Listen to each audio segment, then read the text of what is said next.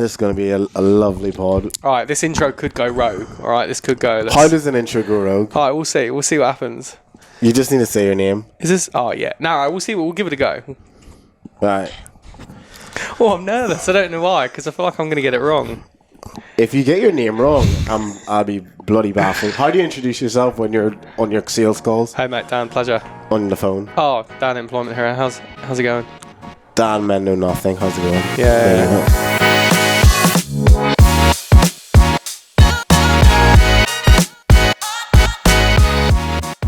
Welcome back, guys. Episode 38 of Men Know Nothing. I'm Dan. We are back, episode 38, and I am Dwayne. Here to give you the unqualified advice you never ask for on a daily basis. Exactly, and if this is your first time, welcome. Welcome. If you are a regular listener, welcome once again. There we go, mate. The intro went well. I did well. So I told Dan that he has to introduce himself, and he kind of freaked out a little bit, thinking that he was going to get it wrong. But I was like, you know what? Just say your name. You get points on your exam if you get your name right. I think I remember as a kid, they'd be like, if you just get, like, because some people be like, oh, but I got 1 point on the exam. They're like, yeah, that's just for doing your name. That is not true. Is that true? Is that not true? That is not true. Oh, I always heard that. I didn't know if that was true. They're a liar. I was like, how do you know that? I'm saying. How do I know what? How do you know that's not true? That they give you a point. Yeah, it wouldn't make sense, but like I always heard that in school. They're like, oh, like usually 1 point, the bare minimum is just putting your name on the paper.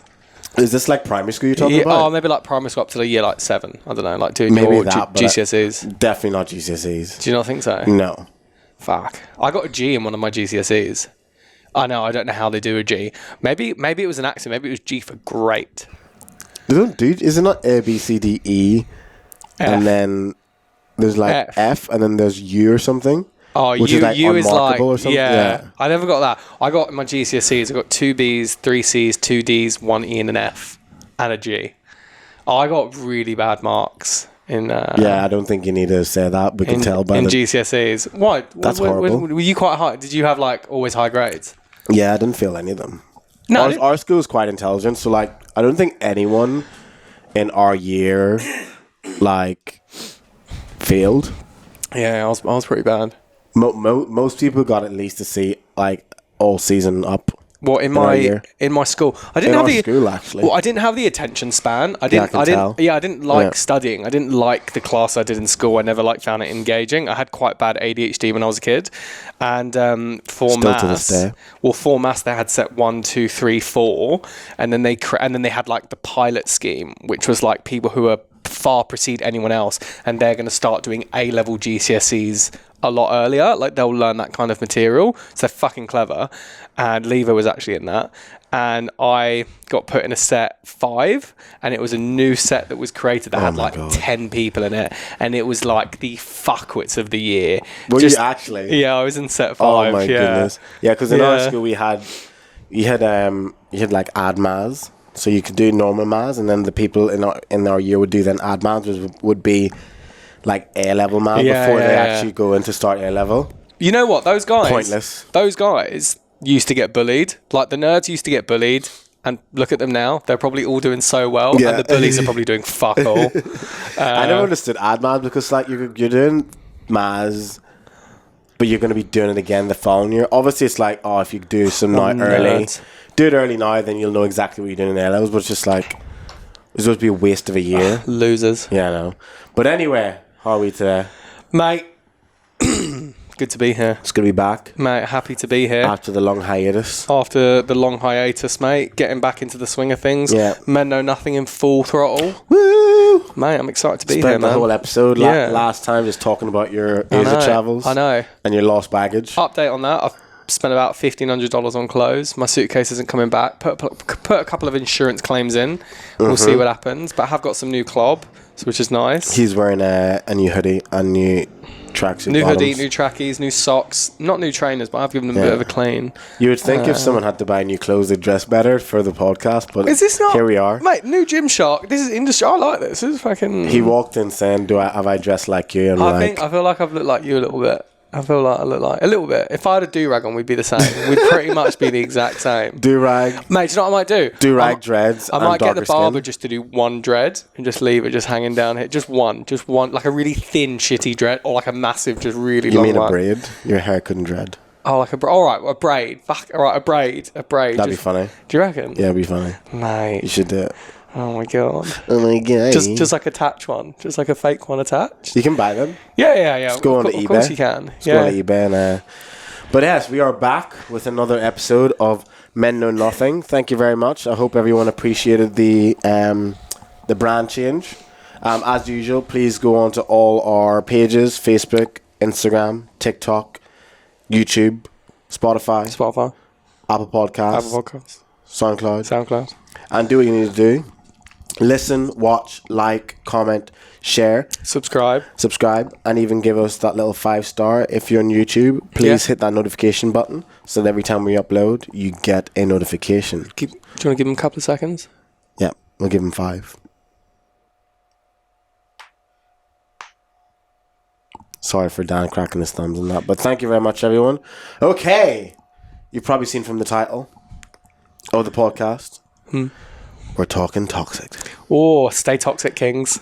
We're talking toxic. Go toxic, down, sipping under. I saw this really funny video of this guy. I don't know if you've seen him. His name is like J Progress or something on TikTok. And he's like, does these really funny skits. And one of them is like, mate, I did everything for her. I just don't know what to do. He's like, mate, you need to be like the sun. He's like, bro, you can't give her the moon and the stars. She'll always want more. Be like the sun, shining. Like, sustainable. No, he's like, always you can't be the moon and the stars because all she wants is space. No. It was after this. He was like, oh, mate. She's like, is a guy that says, you can't give her the moon and the stars because all she's ever going to want is space. And then after that, he's like, you need to be her sun, you need to be her light. Be like the sun, be her light, be always there, but never reachable. Stay toxic, kings. I fucking love that. Is that a black guy? Or was it a black guy. He's good. He's one who did those things where he's like, his mate is in the gym and he runs over when he's like trying to lift and he's like giving him motivation. Mate, he's from good. Behind him. Yeah. He's funny. He's like, mate, you can lift one more. Do you remember what your mum said about you'll never amount to nothing? And then she died, and look at you now. It's like, no, it's so good. He's really good. Oh, God. Fuck. That's funny. But yeah, today we were talking about... Toxicity. Oh, what a good word. What do you consider to be toxic behaviour? That's probably going to be one of the things we'll talk about today. Oh, the texting game. The texting game is fucking toxic. And then we're also maybe going to talk about what of either of us been toxic. Oh, yes. That's Dan's answer. It's the only way I know how to be. And how are you going to tell if someone's being toxic? Okay. And then what you should do if you're with someone who you consider to be toxic. Okay. There's a lot going on there. Yeah, there's a lot going on. So we're going to have to... You break it down. I put on a lot. I put something on my story and I got a lot of responses. So we may touch into those in the episode. But what would you consider as toxic behaviour? What would I consider being toxic behaviour? If I was to like go back to the beginning of the dating game, let's say from the moment you start talking to people over text messaging, that like fucking thing that people do where it's like, oh, he's taken half an hour, I'll take like a couple of days, or I'll do this, and he messaged like one word or like 3 words, no kiss, I won't do that, or I'll wait an extra few hours. It's just like, mate, chill the fuck out. Yeah. Who cares? If you're already thinking about that at that point, you got some fucking shit you need to deal with. Yeah. No one cares. Like, grow the fuck up. You're so passionate. Mate, it is outrageous. I do agree. People out here talking like they want relationships, they want to get into something serious, and yet they're acting like fucking children. Yeah. Grow up. Yeah. Oh, well, there you go. That is a good start to the podcast. Mate. I completely agree with that. That texting thing, someone actually sent that in. Shout out to David James Bailey. Thanks, mate. Always giving absolute facts, philosophical facts. He said the whole thing where if you message that person and then you may take 2 hours and then they will consciously make a decision to take 2 hours or longer to reply, that's like an instant red flag. Because in my head, it's like if you've like met the right person and you feel comfortable with that conversation, there's never ever going to be a time in your head where you think, okay, they haven't messaged me in 6 hours, and then they finally do. I'm going to wait 6 hours to message them back. You're just going to message them back whenever you're ready to message them back, or when you actually have the time to message them back, because at this junction in our lives, like at 30, we're busy humans. We're so old. Yeah, no, I'm sorry. Well, but like, is that what it's like at this junction now? We're at this new level in our lives. At 29, we weren't busy, but now we are. Now it's like, oh wow. But like at this time, even once you get into your mid-20s and you start working full time, like someone shouldn't have all the time in the day to be messaging you. Nah. If you're with someone and they're literally messaging you all day, every day, in the middle of the week. Yeah. What's their job? What are they doing with their life? Also, if you're seeing a chick, you message her in the evening and she responds the next day saying, oh, sorry, couldn't get to my phone. She's getting dicked by someone else. Yeah, she's lying. She's lying. I've had one. She was busy. I've had one where they said that their battery died. You're a liar. You're lying. You're lying. Why does it? You're lying. Why does it say you're online at 12? Why are you lying? So funny. No, whose battery dies nowadays? Your battery died at home, were you? Yeah, I was just at home. My battery, I just didn't recharge it. You honestly, lying slag bag. I actually just opened the message and then I opened the message and then I just reacted and laughed at the message. Have you turned that thing off? You know we're on WhatsApp. No, you've got it on where you can see if someone's open and read it. I've turned it off on Instagram. I'm tempted to turn it off on WhatsApp. You know when people can see the last time you were online or the if you've opened the message. Oh, I've turned off the online thing on Instagram and WhatsApp, but the reading thing, no. I might turn it off on WhatsApp. It doesn't give me any benefit. It adds no value to my life. But you know what I do like it for? Jack, whenever he's like gone on a night out, and I'll go online in the morning and it will be like last online 4 a.m. and I message him being like, that's fucking gross. And he wakes up and he's like, oh mate, that's the only reason why I like seeing it. For mates who've like gone out and I can message them the next day being like, last online 6 a.m. Jesus Christ. But it doesn't tell you, so I don't have it on where I can see that they're online. I can only see how long ago they maybe have read my messages or something. But like everything else I have where you can check people's thing, I have it off. Facebook it's still on because I don't really use Facebook, but so many people love looking into that. Like I know on Instagram when I was like back in the day in the dating game, and I'd be messaging someone and I'd see when they'd been online but they hadn't read my message and I'm like, why are they not replying? It's just like, that's why I turned it off. But I think people who are actively strategically not responding to messages because they think it's going to benefit them in some way. First of all, if you're acting like that, you're only going to pick up people of the same kind of frequency and level that you're going to be on. So if that's one you want to chase after, go for gold. If you have to think this is going to look too keen or this is going to come across the wrong way, then there's already a lot of issues there you need to like dive into. That's toxic on both levels. So I think that would be the first toxic behavior I'm not into. Texting games, sort your shit out and grow the fuck up. It's so funny how important like the texting game is when it comes to dating. It gets overthought so much, doesn't it? Like, because obviously that's just in this generations, that's their main way of communicating. So people put so much onus in it. Again, same with social media. People put so much onus in that because that's just the way people communicate now. But I think the less onus you put in those two things, the less it's going to affect you whenever you're like actually looking for something serious. If you message someone, say, hey, how's your day going? And they reply saying, yeah, good, thanks. Do not fucking respond to that person. Yeah, that's... You need to leave it there. That's done. That's done and dusted. That is done and dusted. But, so I Googled what toxic behaviour is. Oh, the definition. The toxic traits of a toxic person includes unsupportive and unpleasant behaviour. Oh, yeah. Being manipulative, judgmental, controlling and self-centered. Such people can be the cause of various negative feelings and emotions that you may be experiencing, like depression, anxiousness, worthlessness, and unhappiness.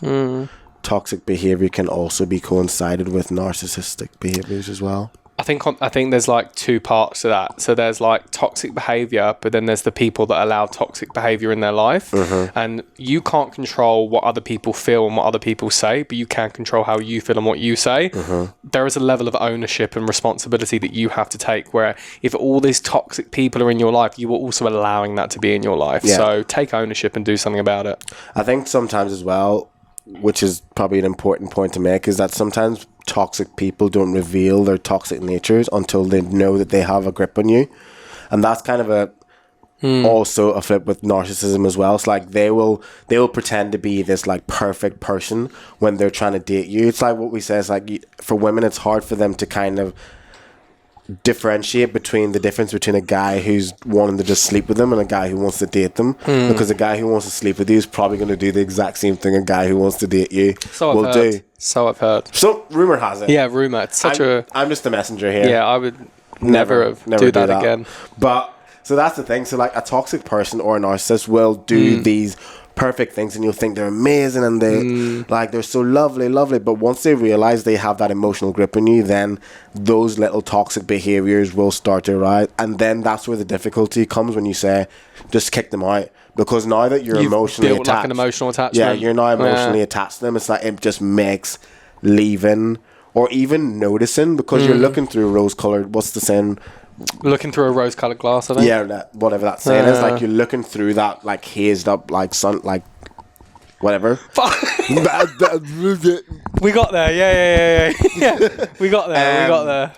But yeah, so then that ends up happening, and that makes it so much difficult for people to leave. But I always think if you're serious about something and you're quite self-aware, you're able to spot them quite easily if you do look for them. What's like another toxic trait that you've seen? Like a very specific trait?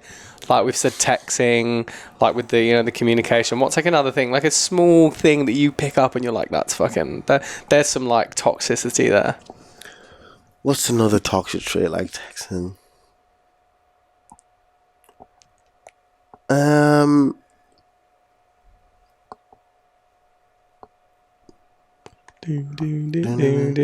Probably inconsistency. What do you mean?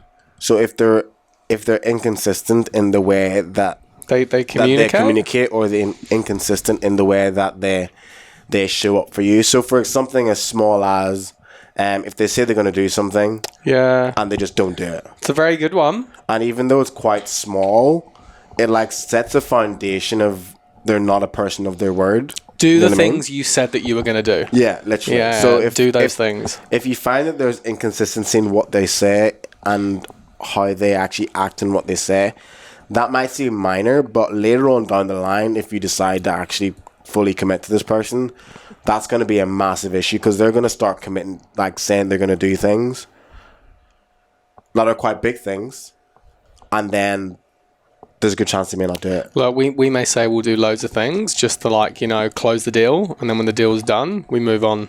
So definitely you need to watch out, and this is on male and female and everything in between, but you need to look out for people to follow up and do what they said they were going to do, because it's a lot harder for people to lie about their actions than they can about their words. It's very easy for people to consistently lie, but it's very hard to follow up on those actions over and over again. So definitely when you're on a few dates with someone and they're saying all these things, what they want to do, see if it happens. See if they do that weekend away. See if they take you to introduce you to the friends. See if they do that beach picnic that they said they'd love to do with you. See if they do it, and then from there, go from there. Go from there. I think another one's they want drama. They want drama. I think drama is a good one. Erratic behavior, always looking for like something to argue about, or always protesting like having protesting behavior, always having issues out of nothing. And I always feel like people that always want drama, it also stems from them actually not wanting a stable and healthy relationship. The everything's fine. It's all fine. Don't worry about it. Everything's fine. Oh yeah. Sorry, what? No, it's fine. Don't worry about it. That annoys me to no end. When people say everything's fine. Yeah, hey, is everything all right? And it's not. And they go, no, it's fine. Don't worry about it. I'm like, well, fuck off then. Yeah, wasting time. Get fucked. I have no sympathy. And I've done that before where it's like, no, it's fine. All right, cool. I don't care then. I'm here to fix it and communicate it with you. But if you respond, everything's fine. When I'm here, willing, get fucked. But that could also be because you haven't created a safe space for them to also communicate the issue. This is on the basis that you have done those things, and then that person still comes back with, that's fine.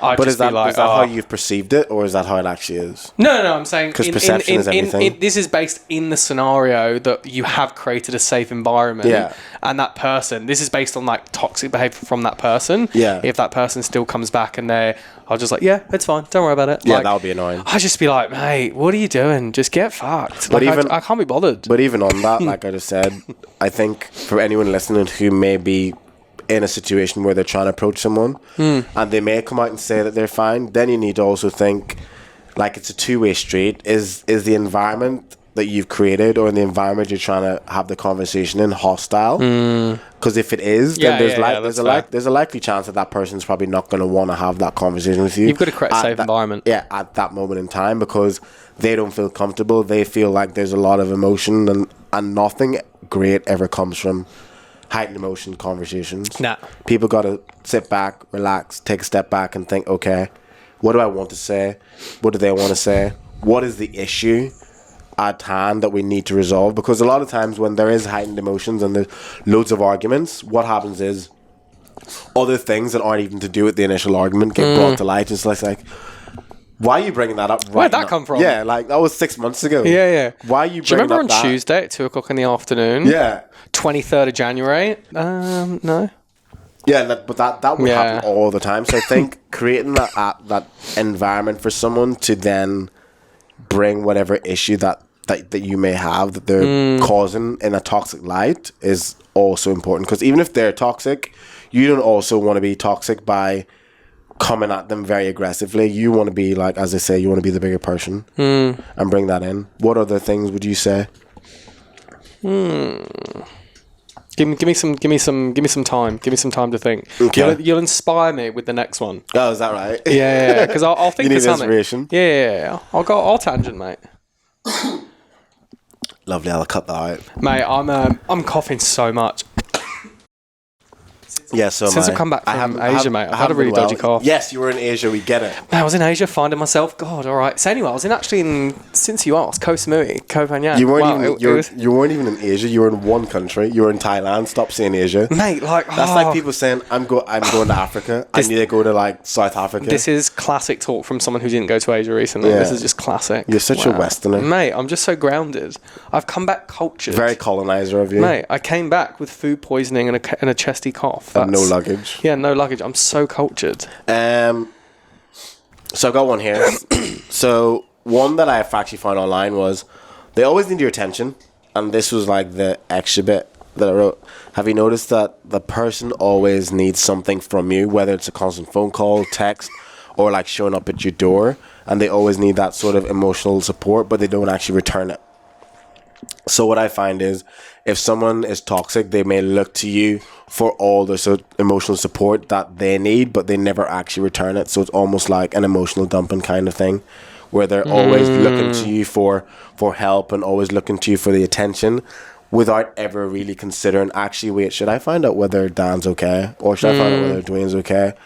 Like, I feel like that's a toxic thing. And I've been in those situations before. People who just bleed you for all of your energy. You can just tell they're just there to bleed you dry. Yeah, that's fucking, and I feel that's shit. I feel like when you think toxic, you're thinking the most vile actions, like gaslighting and cheating. But real people who are genuinely toxic are the ones that do it really subtly. The ones that try to, like, gain a hold of you emotionally and grab onto you so that when you finally realize, like, you can't leave. Like some people have said, like the typical one, like guys who act like they're in a relationship with you but fear commitment. Yeah, so like talk about, it's like all the talking game with no action, basically. Yeah. But that's the thing, it comes down to like being able to spot when people spot between words and actions. Yeah. It comes down to being able to spot between words and actions. But yeah, it's subtle because it can build up over time. Yeah. But I also think... Sorry, go on. People just get blown away by what people say. And it's easy to get swept up in it. Like, some people are so well articulated and romantic and, you know, they win you away with words. So it can be quite difficult, but I think it comes with experience where you don't just, like, you know, succumb to that straight away. But I also think when people say that, guys that act like they're in relationships with you but fear commitment, I'm just like, I need to hear the guy's side as well, because I know so many situations where it's not that they fear commitment, they probably just don't want commitment with you. But also but which most people know, it's like if someone says they don't want a relationship, I just don't want to be with you, it's not with you, because they're probably going to get in a relationship with the next girl they're with. But it's also like, have they told you what they want out of the situation, but you've just decided to ignore that as well. Because that happens all the time, where a guy will tell a girl, okay, this is how I'm feeling about the situation, and then the girl will still carry on because they probably think that their vagina is going to change their mind, which I will tell you right now, it's not going to change their mind at all, like ever. Especially in this date and age where the ability to actually get sex is so easy. Even if you've got the skill set of the Gluck Gluck 3000. Shout out Oz Cooper. Even Call her daddy. Even if you have that skill set, doesn't mean you can hold them around. No. Look, you might keep them for a couple of weeks extra. 100%. Someone said looking through each other's phones. That's fucking dodgy. That's an obvious one. That is so fucking dodgy. I think that trust is a real toxic behavior. Trust is a real toxic behavior. Not being able to trust is a real yeah. We rebuttal that one. Yeah, being trustworthy. No, not being able to trust the other person in the beginning stages when that person is giving you no reason to not trust them.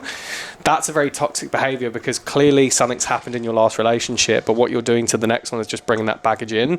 So where it's like they go out on a night out or they don't message you back for a night just because they're with their mates and they're fucked up. And I've done it before. I just can't be asked to get into a back and forth WhatsApp. I'm just busy. So I think all that and then being worried the next day or when you see something in their story when they're around loads of other birds and all that, it's just just if you want to be with that person, you trust that person, just trust them wholeheartedly. And if they've given you no reason to question it, well, then there's no reason to question it. You have to start thinking, well, why am I feeling this way if all they've shown me is, love, compassion, loyalty, trust? What's my reason? And clearly that's down to you just, having some form of anxiety. So I think, trust is not being able to trust is a massive one. And it becomes really hard for the other person when you genuinely are doing the right thing to always have to explain yourself. It becomes quite hard for you because whenever you go out, you're like, how are they going to perceive this situation? How are they going to perceive that? And then it just becomes very stressful. This environment where you always have to be on your toes and thinking how are they going to think about this? So definitely. I agree. And I think if you're at the point where you're wanting to check your partner's phone as well, fuck. Their relationship's done. Yeah, that's... if you feel like you need, or if you look at their phone and thinking, oh, I wonder what's going on, then that's done. That's over and done with. That is the worst situation to be in, completely. Someone said shagging obese hookers and enjoying it a little bit too much. Oh my god, that is. I wonder who disgusting sent that in. Disgusting. Is that a toxic trait? No, I don't think that's a toxic trait. I think that's just human adventure, human nature. Adventure. Trying to make the other person jealous. Yeah, there's it's a weird one because I know a few people who've been in those situations, and one of my friends was saying, I was on a. He started seeing this girl and she's like, last night all these guys coming up to me and hitting on me and or these guys have been sliding into my DMs. It's like, well, I don't give a fuck. Why do you need to? Yeah, what's the point? I don't. Is there a point to this story? Why is it you're telling me? Just because you want to show how attractive you are, you want to prove your value, or you want me to understand that loads of people are chasing after you and that I need to be jealous. I was like, there is something really wrong with that. And, a lot of it comes down to, mummy issues or daddy issues a lot of the time and your past relationships, everything boils down to that eventually when you have all these kind of issues. But trying to make the other person jealous, that's pretty rough. That's pretty rough because especially if you care about that person, it hits pretty deep and you're trying to understand why does that person just keep hurting me when all I'm doing is showing them love and compassion. What about someone also mentioning your ex? I was 50-50 in this one. It depends on the context. It depends on the context. Exactly. I've been on dates and had very long conversations about exes. Yeah. But it's not coming from a place of I love them. It's just what happened in your last relationship? Yeah. Why did it break down? Yeah, I agree. And them asking me questions. Or they're like, where did you live before here? I lived with my ex north of the bridge. Because everyone has an ex. But it really depends on how you talk about it, who's bringing it up, why. There's a lot of context in that situation. If hello, Katie. just messaged me. Yeah, I do think it is important the context in which the ex is brought up, because obviously, as you said, everyone has an ex.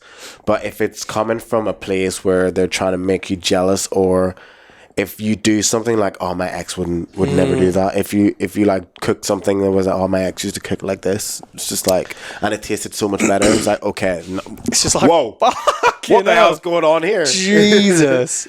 One of my imagine actually someone saying that to you. If someone was to say that to you, it's like, oh yeah, well, my ex used to cook the carbonara like this, and it was like, it tasted so good. Put some more milk in it, or put some cheese in it. I'd literally just melt off. I'd be like, you know what? I'd just be like, just sweating. I'm like, what do I reply back to this? What's going on here? So, I think that falls into the whole like talking about your ex or even thinking about your ex. We should do a full episode on that, but I wanted to bring like a girl on, because I want to hear from a woman's side of it, because a lot of the comments on TikTok are mainly from women saying that they can still be with their ex. Yeah. Or no, sorry, they can be friends with their ex even though they were in love with them. Let's bring someone on who's super toxic. Yeah, we'll hunt them down. We'll find someone. There's loads of toxic people out there. Yeah. But I wanted to also talk about, because obviously we talked about being toxic, being toxic, signs, what you can do to actually like get out of it. But what have you done that's been toxic? What have I been that's been toxic? I've done plenty. Oh, with any of your exes or people you've seen? Okay. Yeah, for sure. Yeah. What would you consider? Give me an example of what you did that was toxic. Talking about relationships, but lack of commitment, emotional manipulation. This is what you were doing? Yeah. Oh my god, okay. This is like, I didn't know I was doing these things, but now looking back at it, gaslighting. Oh my lord. Scumbag.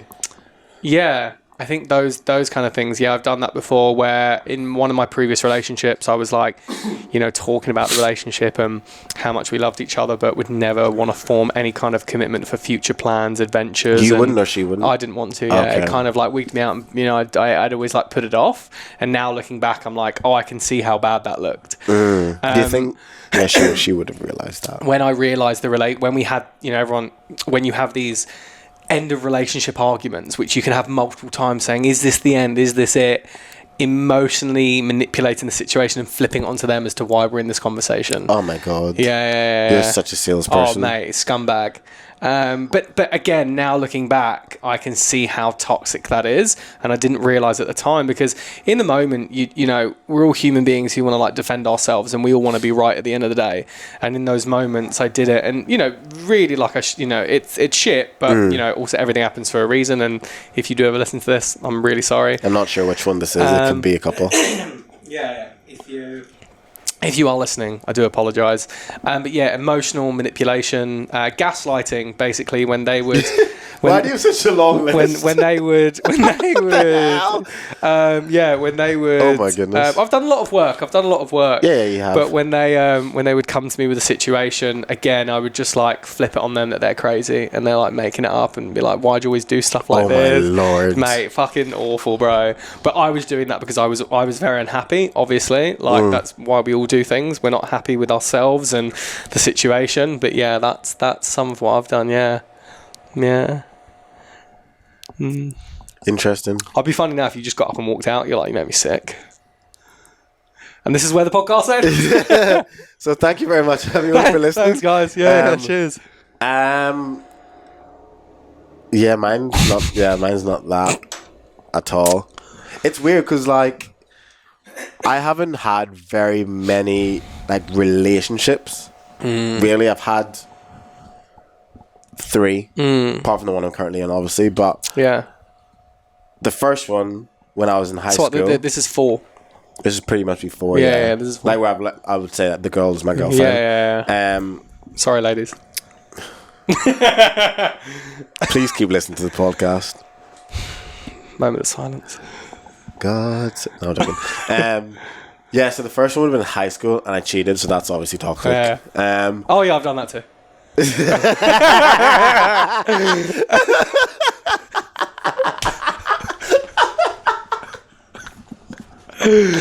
Oh fuck! Stay toxic, King. Oh my goodness! Toxic. I forgot that one. Yeah. Okay. So go on. Yeah, you cheated. And then that obviously just didn't happen after. But you know what? It was a good thing. You shagged someone else? No, I just kissed someone. Yeah, fair. Okay. Yeah, I was still a virgin then. Yeah. But the next person she dated after, she's now married to. So fair. You're welcome. You little.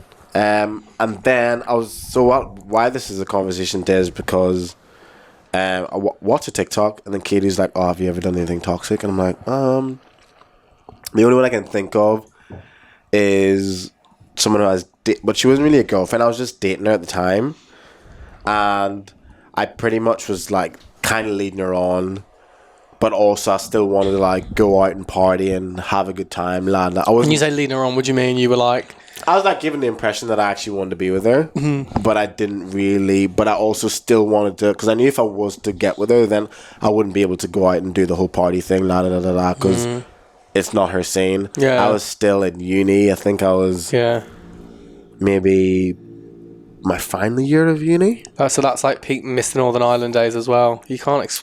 That was literally, mate. That was the start. How can you expect a woman to keep up? I've done Mr. World, and then I was starting uni that September. How can you expect a woman to keep up with Mr. Northern Ireland? How can you? It is what it is. Mate, of course she's gonna be. Do you know what I mean? But so obviously there was a bit of leading on. We kind of ended, and I was like, "Oh shit!" You probably go to like model parties as well. Sometimes. Not models parties, but parties with models in them. Yeah, that would have been. And then we kind of ended, and then I was like, "Oh shit, no, I actually like her." Got back together again, and then it was kind of like she thought it was going to be a relationship, and I was like, "Ooh, no." And it was actually that bad. Looking back on it now, I can't really remember every single aspect of it. Like she actually fully wrote a song about it. She wrote a song about it. Full on song. It's a very good song. I want to listen to this song.